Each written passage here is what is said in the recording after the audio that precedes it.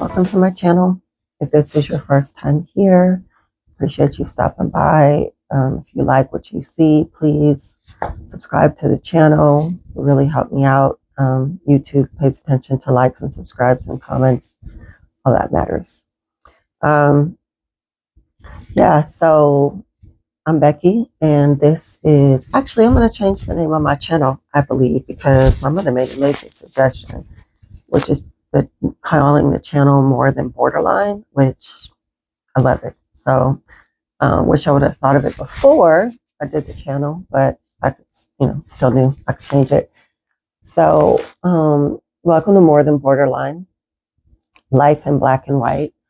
I am a mother, a wife, a grandmother, a friend, a daughter, and most importantly, I am a woman of God, and I struggle with mental illness, and there are some days that are better than others for sure. This has not been a great day, and it's really hard when it's not just your mental well-being that you're dealing with, but that you're also dealing with disorders with people that you love and that you care about. And at one point, my borderline had me so far gone. So, I didn't want to talk about God. I didn't really want to talk to much of anybody. I was constantly just trying to escape from everything one way or another. And so when I come into somebody who's in that place, I understand that because I've been there. But I also know that at some point I had to decide to get help and to do the really hard work it takes to be well. And you can't make someone else be ready to do that. Like, that is the whole point of free will. You know what I mean? I can't do your hard stuff for you. If you want to be in shape and you want to have muscles, you've got to do the workout. No one else is going to work your body out. And it's the same thing with your brain. If you want to be well and you want to get healthy, you have to do the really hard work of getting through all of the trauma that broke your brain in the first place. And it's really hard sometimes when you feel like you're fighting for someone who doesn't want to fight for themselves anymore. And the thing about borderline is that I can still get triggered. I'm in a great place. I'm recovered. But I'm in remission, right? And a lot of days I just feel completely recovered. But I also know that when someone I love is suffering or lashing out on me, when I'm just trying to help them, I feel that other side of me wanting to just like run away. Like, I dream about having a different life, and I dream about, just going and just starting over somewhere in a new little town and just like, oh, I'm just going to have a new life now. And, it's like that Peter Pan effect. You're just trying to run away and stay young forever. And not even necessarily young, just I want to stay happy and of sound mind for a while. And sometimes I feel like I never know when my phone rings if it's going to be a call that's going to yank me out of recovery or remission. And there are days where, like, I can't believe this is my life. I feel like I'm in a movie.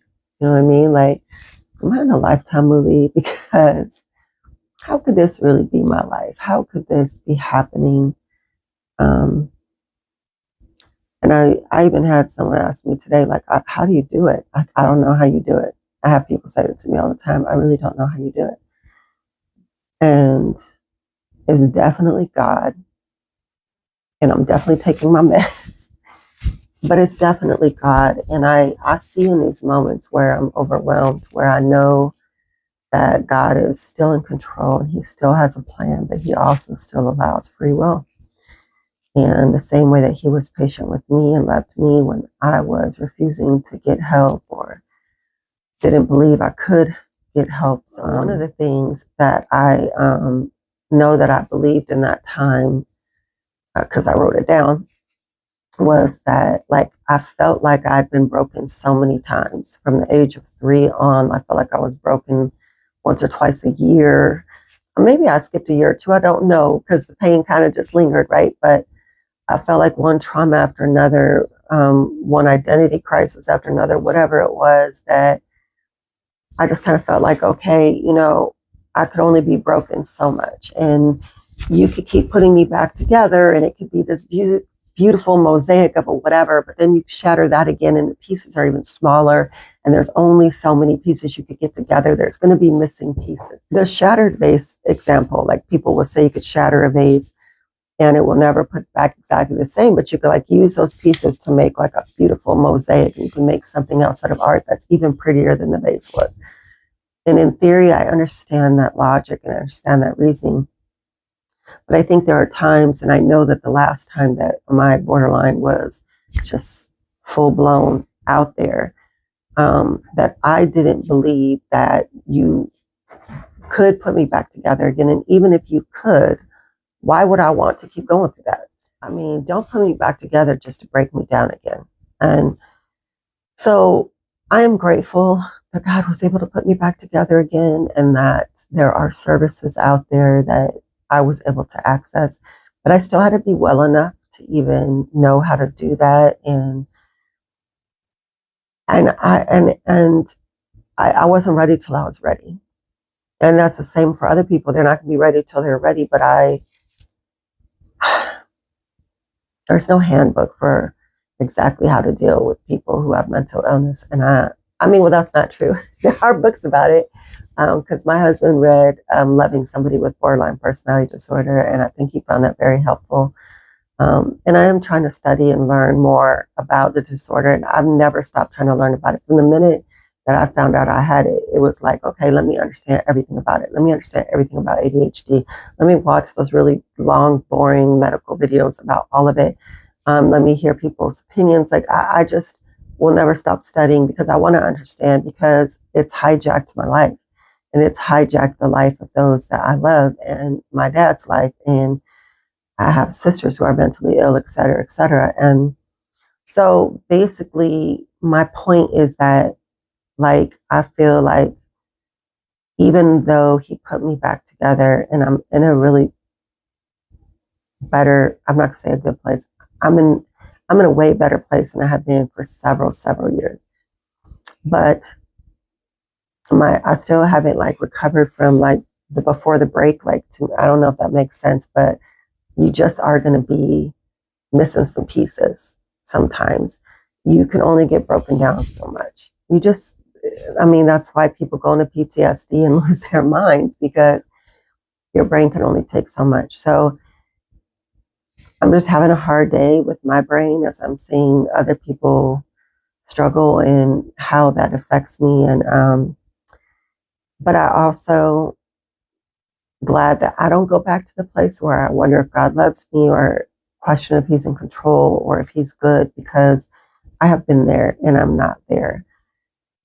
I just feel tired and I would really love a rest.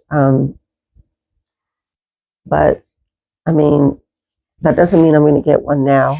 And at least I know that there'll be one on the other side. And when I die, y'all do not cry for me. Throw a party, because I was ready. I don't care what day it is. I was ready, because there's nothing that's going to be better than being away from all the pain and the voices that go on in your head when you struggle with mental illness.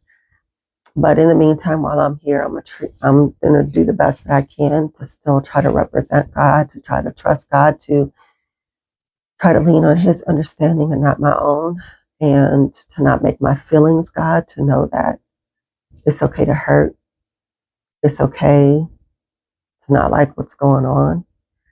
It's okay to even think that I don't think I would have done these things this way. That's okay, because what the hell do I really know?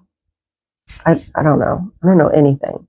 The more time I spend in God's word, the more I realize the less I know. But if you guys can pray for me, I'm just, and that's one of the things I wanted you guys to see with this channel, the reality of having borderline. Sometimes you'll see me all happy and bubbly and telling you to have a great day and be positive and blah, blah, blah, right? And then there are days, sometimes maybe later the same day, I just want to be left alone. I just want to go in my bed or go on a mountain or go sit in a car somewhere by myself.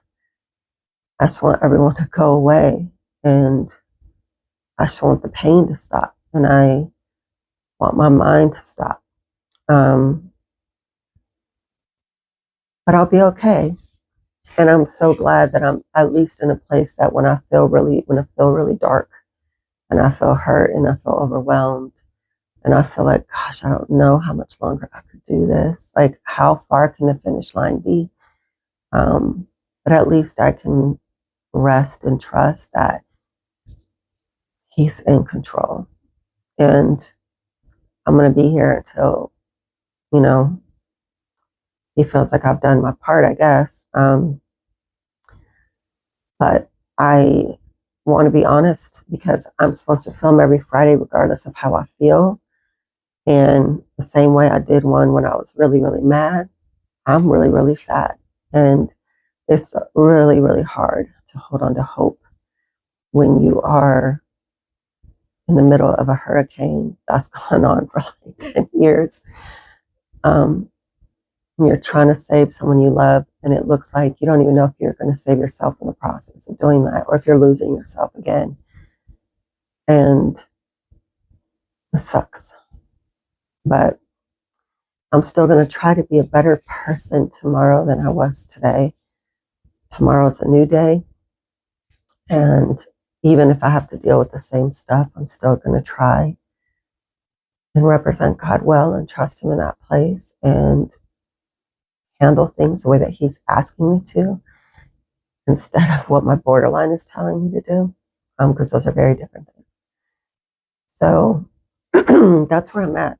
So this may be a Faithful Friday video, but I don't feel overly full of faith right now. But I know the fact that I'm still filming, and the fact that he's with me, giving me enough hope to know that tomorrow will be okay. I'm grateful for that. And I see faith in that because I see God in that. So be a better person tomorrow than you were today. A better person today than you were yesterday. We're never going to stop growing and maturing. And if you're not growing or maturing, please look into that because that's not good. Okay. Well, until the next video, which I guess will be the Monday Minute, be blessed.